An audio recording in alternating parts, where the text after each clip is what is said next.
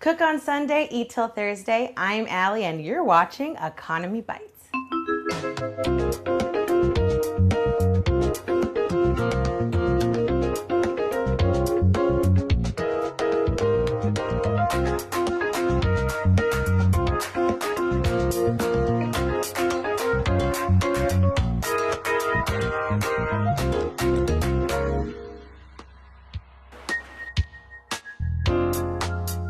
Today we're going to be making arroz con pollo y frijoles, which in English translates to Spanish rice with chicken and black beans. That's not the exact translation, but it's close enough. I'm going to take my extra virgin olive oil, my favorite ingredient, and I'm going to heat up.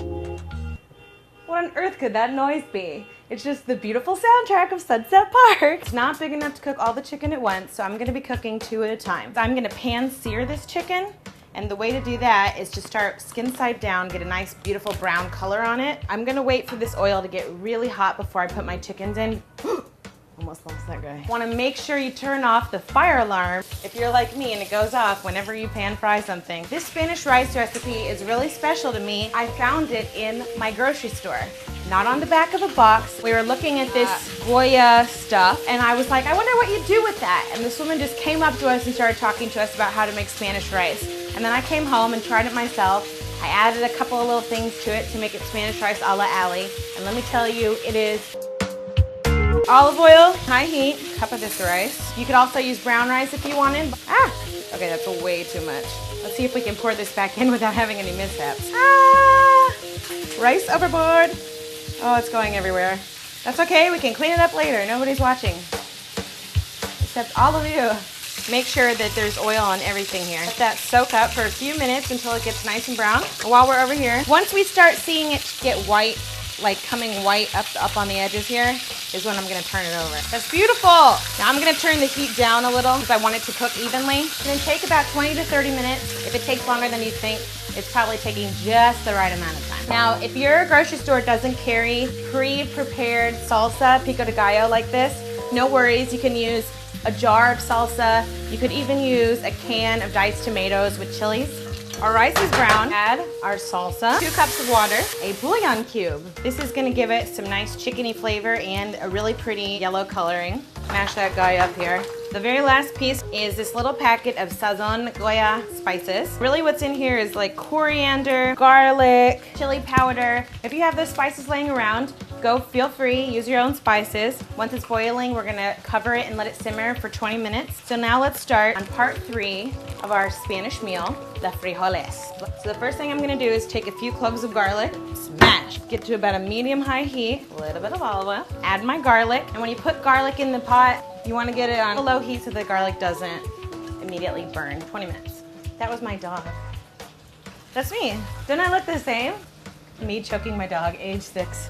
Don't try this at home, kids. Can too. And I'm just gonna add the beans to the pot. 1 can full of water, just enough to cover the beans. Because if you put too much, then your beans are just gonna taste like water. Now to the beans, we're gonna add our spices, some black pepper and salt. I'm gonna use cumin and chili powder to spice my beans.